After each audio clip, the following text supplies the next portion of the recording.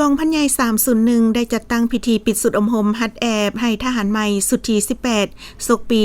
2026ในวันที่20เดือนพฤษภาโดยการเข้าร่วมเป็นประธานของสหายพันเอกปริญญาเอกเสลิมไสสมพรคณะผักกองพลหัวหน้าห้องเสนาธิการกองพลที่3มีสหายพันโทบุญไสเพ็งสุวรรณห้องเลขาคณะผักหัวหน้าการทหารกองพันใหญ่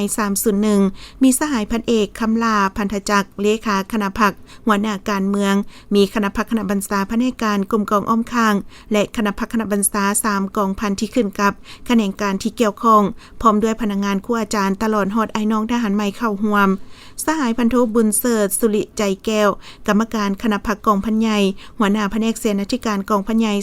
301ได้ผ่านบทสรุปการอมหมฮัดแอบระยะ3เดือนผ่านมาเป็นต้นแม่นเวียกงานการเมืองนำพาแนวคิดได้เอาใจใส่ปฏิบัติตามกฎระเบียบอย่างเข้มงวดโดยเฉพาะแม่นการปฏิบัติ7ระบอบ18เวียกในมือหนึ่งของกองทัพได้ดีพนักงานนักรบในทัวกองห้อยศูนย์ฝึกแม่นมีความนักแน่นทางด้านการเมืองเสื่อมั่นต่อการซี่น้ำบรรษาของคันเทิงเสื่อมั่นต่อการจะตั้งมีความสามัคคีอย่างกลมเกลียวเป็นขบวนการปฏิบัติเวียกงานสำเร็จตามมติคำสั่งของคันเทิงก็คือกรมกองวางออกพร้อมกันปฏิบัติเวียกงานอย่างเป็นขบวนการเคียงคู่กับการแข่งขันสร้างผลงานอย่างเป็นขบวนฝึกฟื้นในการอมหมฮัดแอบระยะผ่านมาซึ่งได้จัดตั้งปฏิบัติแผนการอมหมของคันเทิงเป็นเวลา3เดือนโดยมีทหารใหม่เข้าร่วมฝึกอมหมทั้งหมด30สหายในนี้ได้จัดตั้งหำเหียนการเมืองการทหารภาคปฏิบัติการเทคนิคแสดงออกในการสอบเสงสามารถตีราคาผลได้หับภาคการเมืองเฉลี่ย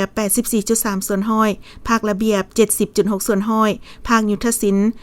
73.3 ส่วนห้อยภาคศิลปยุทธ์ 70.9 ส่วนห้อยภาคยุทธวิธี 91 ส่วนห้อยและภาคพลาธิการเทคนิค 80.6 ส่วนห้อยสามารถตีราคาผ่านการอมหมฮัดแอบบรรลุได้ตามคาดหมายที่วางไว้และมีความปลอดภัยห้อยส่วนห้อย